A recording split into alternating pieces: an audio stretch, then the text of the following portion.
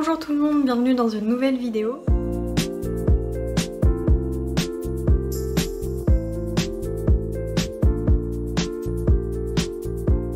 Aujourd'hui on se retrouve pour un biblio haul. Je l'ai vu sur la chaîne de Lucie a lu et j'ai trouvé que c'était beaucoup plus adapté à moi parce que j'achète au final rarement des livres, en tout cas pas beaucoup, mais je vais énormément en bibliothèque et j'emprunte beaucoup. Donc je trouvais que c'était quand même mieux pour moi de vous présenter plutôt ce que j'emprunte plutôt que vous faire des hauls traditionnels, bref. Dites-moi ce que vous en pensez dans les commentaires si c'est un concept qui vous plaît. Et du coup bien évidemment je vous mettrai la chaîne de Lucie dans la barre d'infos et un exemple dans le petit quelque part par là. Et si vous entendez des petits bruits que je regarde un peu partout, c'est que on a adopté un chaton avec mon copain et il fait énormément de bêtises. Donc je vous présente Peterson. Le terrible. Bon, je l'ai relâché mais je pense qu'il va quand même faire des bêtises. En tout cas, je vais vous présenter le premier livre que j'ai été récupéré hier. C'est The Prison Healer de Lynette Noni. Ici c'est le premier tome, La guérisseuse de Zalindorf. C'est un hachette-roman et je lis rarement de la fantasy. Du coup plutôt cette année j'ai lu de la fantasy mais asiatique. Et ici j'en ai entendu beaucoup parler sur les réseaux sociaux, sur Booktube. Et je sais pas pourquoi, ça m'a donné envie cette... Je suis désolée, je vais beaucoup couper dans cette vidéo, mais bon, vraiment ce chaton fait rien que des bêtises. C'est le principe d'un chaton. Et oui, du coup je l'ai vu beaucoup passer sur les réseaux sociaux et je m'étais dit ah ça a l'air sympa, mais je m'étais pas penchée plus que ça dessus. Et là j'ai vu qu'il était disponible, j'avais très envie de le lire. J'aimais bien ce concept de... attendez, je sais plus trop ce qui s'y passe. Il me semble que c'est une guérisseuse qui est dans une prison et il y a la chef d'un clan très important qui va se faire emprisonner aussi. Mais elle est malade, du coup si elle veut survivre, elle va devoir du coup guérir cette chef de clan. Mais il me semble qu'elle va devoir aussi participer à des jeux pour pouvoir s'en sortir aussi. Bref, je me souviens plus trop, le résumé est assez flou. Mais en tout cas il me donne pas mal envie. C'est un livre, il me semble c'est un roman young adulte hein, si je dis pas de bêtises. Il fait 450 pages à peu près. Donc je le lirai bientôt. Une autre réservation que j'ai faite dans un style qui me correspond beaucoup plus et que je lis beaucoup plus, c'est un roman japonais qui s'appelle Le restaurant des recettes oubliées de Hisashi Kashiwai aux éditions Nami. Et il me semble qu'il y a un deuxième tome, ou en tout cas un tome compagnon, je sais pas trop, qui est sorti tout récemment aux éditions Nami. En vrai j'ai pas lu hein, donc c'est juste le résumé qui m'a donné envie. Caché dans les ruelles de Kyoto se trouve le petit restaurant des Kamogawa d'où s'élèvent d'exquises odeurs de riz cuit, de nabe et de légumes sautés. En plus de savoureux repas faits maison, Nagare et sa fille Koichi proposent une expérience qui sort de l'ordinaire. Reproduire un plat que leurs clients ont en mémoire mais dont la recette est depuis longtemps oubliée. Pour chaque nouveau plat, la famille Kamogawa enquête et propose à ses convives de déguster une nouvelle fois les délicieux mets qui ont marqué leur vie. Et grâce à un soupçon de magie, ces saveurs perdues enfin retrouvées permettent de rêver à de nouveaux départs. Quand je vous dis que c'est une petite terreur, regarde-toi. Encore une fois, c'est un roman japonais qui a l'air adorable, qui donne très envie. Il est assez court, il fait à peu près 230 pages et la mise en page est assez aérée, donc je pense que ça se lire... Pardon, je pense que ça va se lire assez rapidement. Le prochain livre que je vais vous présenter, il s'agit également d'un livre de fantasy. Qu'est-ce qui m'arrive en ce moment? Je ne sais pas, mais j'ai bien envie d'en lire. Et je me dis bah pourquoi pas tenter. Ici, je l'ai vu juste énormément passer sur les réseaux sociaux, j'en connaissais rien. Je sais juste que Nina Quill a parlé de ce roman en disant que c'était une cozy fantasy. Et je me suis dit que ça pourrait plus me correspondre que de la romantasy par exemple. Il s'agit de Légende et Latte de Travis Baldree aux éditions Inis Éditions.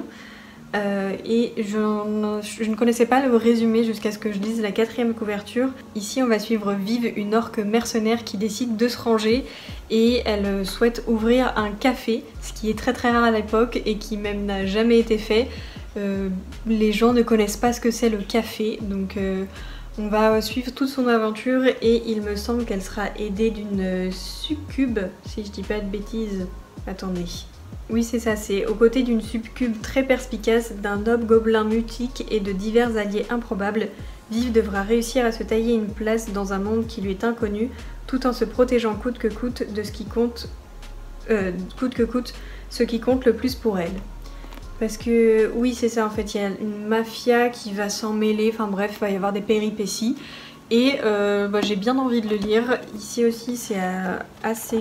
Bon, j'allais dire c'est assez court. Oui, si ça va, c'est 330 pages. Je pense que ce sera l'une de mes prochaines lectures parce que ça me donne très très envie. Le prochain roman, je l'ai vu aussi sur la chaîne de Lucie a lu. Enfin, je dis aussi parce que j'ai mentionné Lucie auparavant. Il s'agit du Château de Hurle de Diana Wynne Jones aux éditions Inis Éditions, encore une fois. Je connaissais pas cette maison d'édition. Je l'ai pris uniquement parce que j'en ai entendu beaucoup de bien sur la chaîne de Lucie et aussi que ça a inspiré Miyazaki pour le château ambulant et j'ai bien envie de découvrir son inspiration. Je n'en sais absolument pas plus. C'est un roman jeunesse, c'est une trilogie il me semble. Je sais pas si je peux voir les 2 autres tomes. Non, mais j'essaierai de vous mettre les couvertures là et là. Donc si jamais j'aime ce premier tome, je continuerai la trilogie. Et j'espère que je vais aimer parce que le château ambulant est un Miyazaki que j'aime beaucoup. C'est pas mon préféré, mais il est excellent, donc voilà. Et puis si jamais vous connaissez pas Miyazaki et son travail, allez voir parce que c'est très très beau. Le prochain roman que je vais vous présenter, il s'agit de non-fiction et j'en ai pas beaucoup lu cette année. J'ai lu qu'un seul livre, il s'agit de Traduire Hitler de Olivier Manoni. Et je l'ai lu en janvier ou février, je sais plus. On pourrait croire que le titre est provocateur, mais non, pas du tout. Olivier Manoni est traducteur littéraire et il est spécialisé dans les textes du Troisième Reich. Donc il a réellement traduit Hitler et sous cet ouvrage, il va nous raconter comment il a traduit Mein Kampf. Il y a eu une nouvelle traduction il y a quelques années, une traduction qui est beaucoup plus... poussé avec beaucoup de notes de bas de page, beaucoup de notes pour... Enfin c'est plutôt à destination d'historiens et vraiment d'experts sur le sujet. Et bref, je m'égare, mais en tout cas c'était hyper intéressant de voir à quel point c'était dur pour lui parce que cette traduction a quand même duré 10 ans, donc franchement c'était difficile pour lui et il le retranscrit très bien. Donc voilà, je vous invite vivement à aller le lire si ça vous intéresse, si c'est un sujet qui vous intéresse. Maintenant je vais plutôt vous présenter le livre que j'ai pris. Il s'agit de La librairie sur la colline de Alba Donati. Je trouve cette couverture vraiment très très jolie. Et je pense que c'est édition Globe. Oui, c'était une maison d'édition que je connaissais pas. Et je connaissais pas du coup leur petit logo. Je trouve déjà cette couverture superbe. La librairie sur la colline, c'est un titre que j'aime beaucoup. Je le trouve très mignon. Et ici on va suivre du coup Alba Donati qui menait une vie trépidante et à la cinquantaine elle quitte tout pour retourner à Lucignana, un village en Toscane, le village où elle est née d'ailleurs.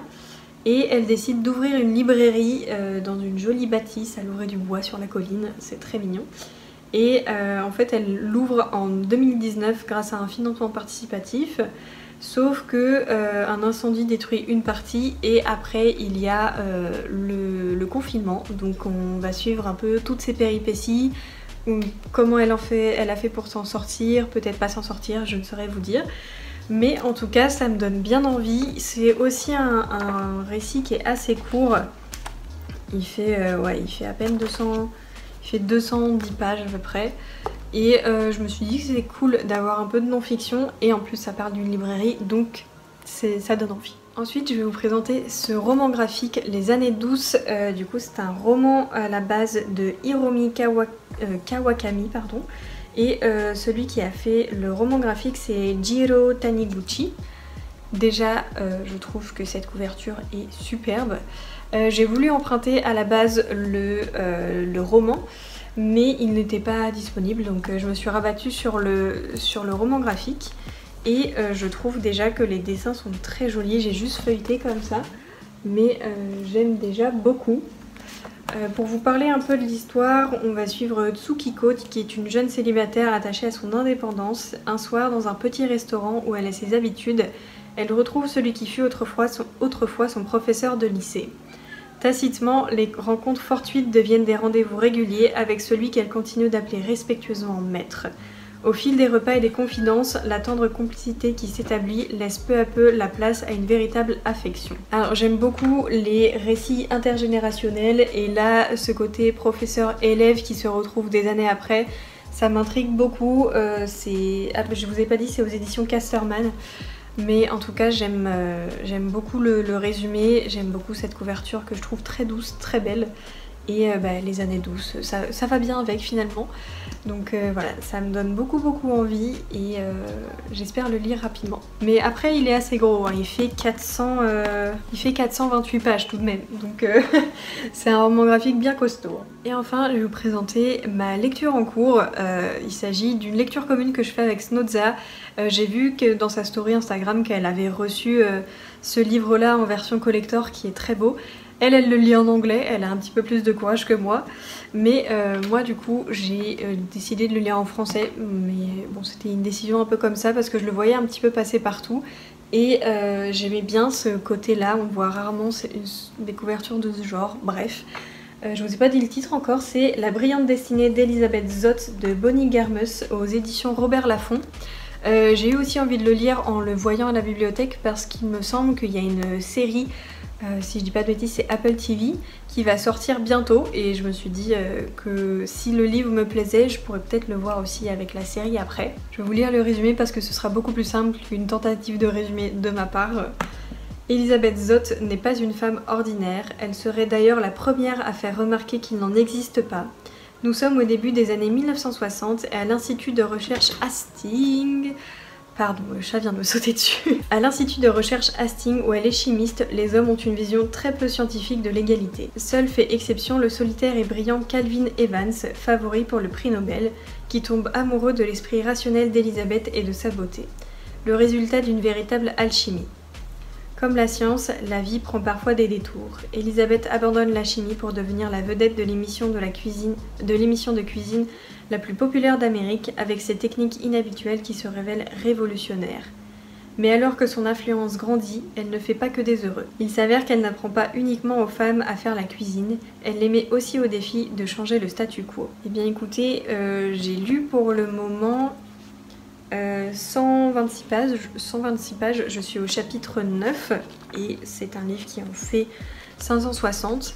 Et bien écoutez, pour l'instant j'aime beaucoup le personnage d'Elisabeth. On ressent bien toute sa rancune face au système patriarcal injuste et au fait qu'on la rabaisse constamment parce que c'est une femme, qu'elle souhaite être scientifique et elle l'est, mais pour ses collègues c'est juste une simple petite chimiste qui n'est pas assez intelligente. Je tiens juste à vous prévenir, il y a quand même au tout début, il n'y a pas de trigger warning mais il y a une agression sexuelle, donc je préfère vous prévenir parce que ça arrive très rapidement, genre au chapitre 3, un truc comme ça. Donc pour le moment c'est tout ce que j'en sais, je sais pas s'il y a d'autres trigger warning mais... Oh là.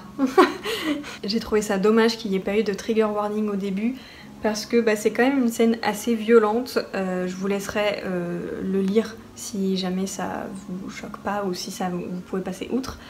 Mais je préfère le prévenir quand même au cas où. Mais vous en aurez très vite des nouvelles, je pense, à mon prochain bilan lecture. Et si jamais vous voulez avoir un peu plus rapidement mon avis, je vous laisse aller voir mon Instagram. J'essaierai de le mettre ici si j'y arrive.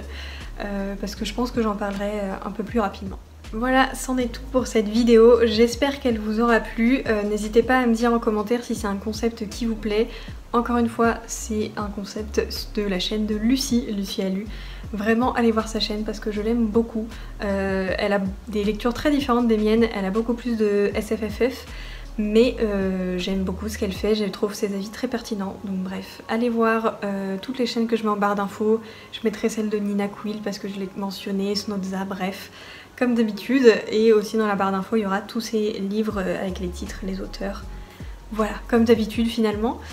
Et vraiment n'hésitez pas à me dire en commentaire ce que vous en avez pensé parce que c'est ce que j'aime le plus, voir vos commentaires, pouvoir échanger et qu'on ait des divergences d'opinion, que vous me dites ce que vous avez pensé des romans, de la vidéo, bref. N'hésitez pas à faire un petit coucou à Peterson dans les commentaires et lui souhaiter la bienvenue, il est en train de ronronner sur mes jambes actuellement. Si jamais vous êtes un peu trop timide, n'hésitez pas à mettre un petit emoji chat noir, je pense que ça lui va très bien.